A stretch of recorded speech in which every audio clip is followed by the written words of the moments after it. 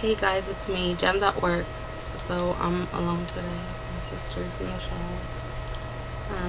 Anyways, I'm sitting here and, you know, something, I just had something really kind of hard happen to me recently yesterday.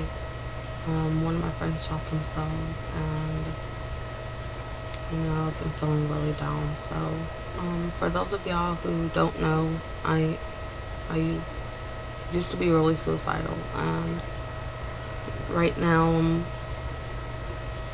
I don't know if you can say suicidal again. I have those thoughts all the time, and I'm gonna talk about suicide because that's a very big thing. And even though it's Valentine's Day, happy Valentine's, everybody!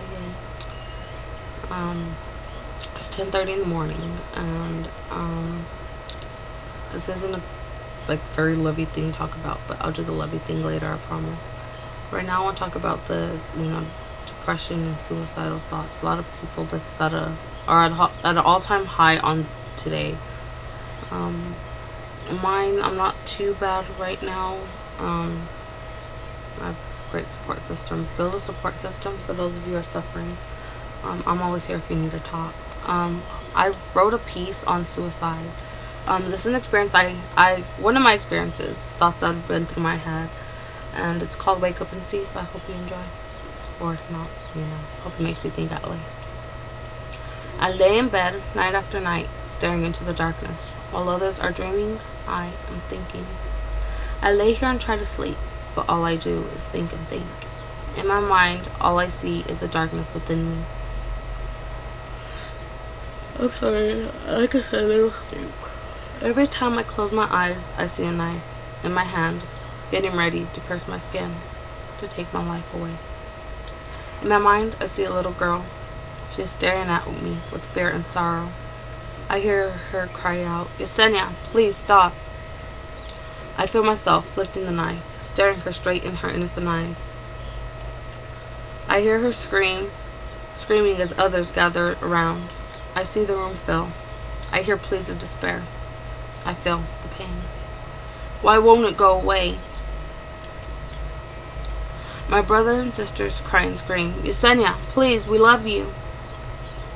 I see me bringing my hands down with knife in hand. I see my parents rushing at me. I look around, and I now see my cousins crying as well. "Yesenia, no! Please, put it down." I see tears in everybody's eyes. I feel someone grab my hand. I turn and see my father crying. "Mija, don't do this. Stop, Mija, we need you."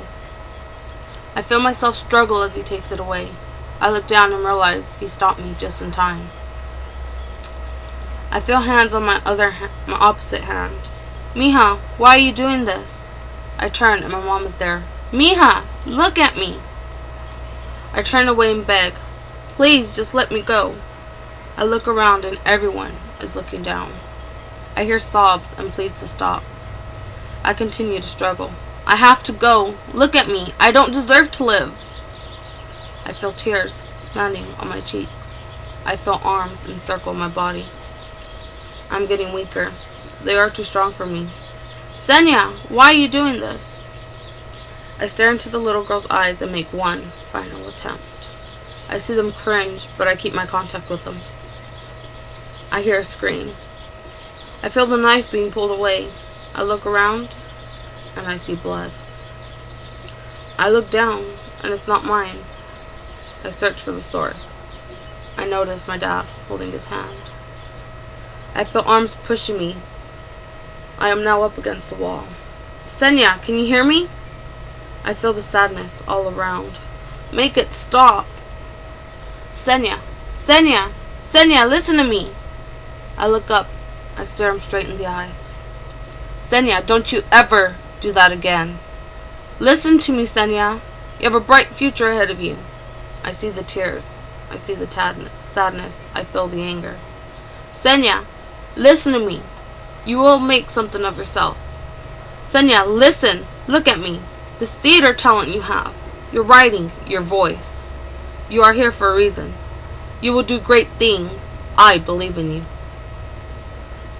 I began to feel regret. I began to feel sadness. Why are they still here? I feel arms holding me. Daddy, are you okay? I hear in the distance. Senya, listen to me. It is not your time to go. God has you here for a reason. I then realized what I just did. I'm sorry. I'm so sorry. I began to sob. It's okay, Senya. It's okay. You're safe, Senya. I feel more arms around me.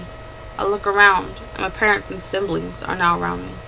Mija, why? Mija, you scared us. Mija, don't go. Don't go, Mija. I see my cousins join in. I fall to my knees.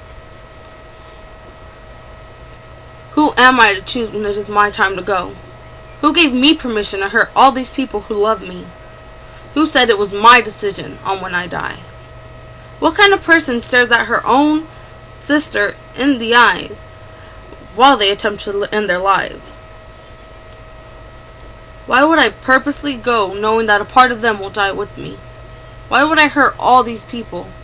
Why would I hurt God? Why would I put Jesus to shame?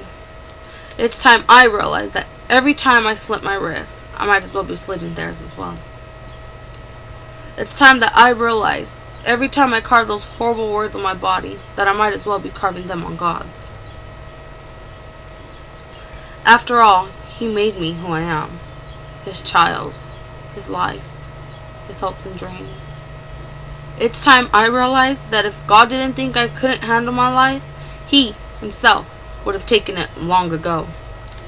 From now on, I will live. From now on, I will survive. Those thoughts, those feelings, He put them there. He wanted me to realize. It's time for me to wake up and see.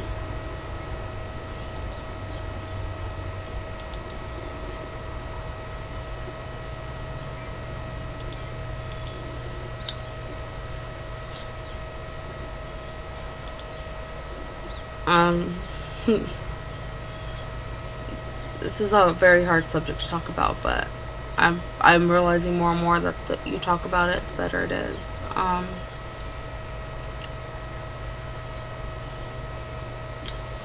People who are suicidal, guys, aren't gonna go out there and just do it. That was like, I guess, my final cry for help, I guess. I used to burn myself, carve words into myself, slip my wrist. I tried overdosing. I tried a lot of stuff to end my life. That was the first time I actually did it in front of anybody, with people like actually watching. When in my worst days of suicide, thoughts and actions, I kept to myself. I didn't tell anybody anything. I went to the room or to the bathroom or just went off and did it. Kept away from everybody. I wanted to die, and it took a while. I mean, even after that, I still did some stuff that I don't regret doing, but I do regret doing. I don't regret it because it helped me see, the difference. And I regret it because I hurt myself and I hurt those around me. In high school, I know some of my friends, my personal friends had caught me, and they became very protective and very, caring. And sometimes that's what people need. I want to thank everyone who was there for me at the bottom of my heart. I want to say I'm sorry that I never thanked you sooner. And I love you all, and thank you for loving me. There are people who aren't as fortunate. There are some people that try. I mean, it took a while. I was doing this when I was 15. I didn't get caught until I was 6. Actually, I was 13. I didn't get caught until I was 16. I moved. I came over here. I started dating my husband, and that's what finally kind of caught my attention. We had barely met. It was our first time meeting in person. I mean, we talked once on the internet. It was our first time meeting in person, and he I scratched on my arms in front of him, and they were pretty bad, and he just started crying. And that made me realize, I was like, wow, this guy that I barely know cares so much that he's crying. What am I doing to everybody else, you know? So, again, it's a very hard subject to talk about, but it's something that does need to be talked about. I just want to say, from my experience, I mean, I know Jen has had some too, but I'm not going to go and put her business out there. But from my end, if you ever need to talk about anything, guys, please come to me, or anybody. Feel free to come to me and tell me your problems. I'm willing to be the person that will listen. I'm willing to be the person that will put you in place. I'll tell you straight how I see it. You know, just go find people, guys. I know sometimes you don't want to because you really feel like you want to die, but trust me, after all this time, I realized I don't want to die. I don't want to hurt everybody by killing myself. I don't want to die. Not yet. You know, my time, when it's my time, it'll come, but it's not my time. And I realize that now, and I just want to say to everybody out there that has these thoughts. I mean, it's hard. I still have thoughts and actions, and the medicine I'm taking doesn't help me any, but I need that medicine. So keep your communication open, guys. Ask for help. And anybody else, if someone comes to you for help, please take the time and listen, because you may be the person that saves their lives. You may be the person that makes them realize. Tell them to wake up and see.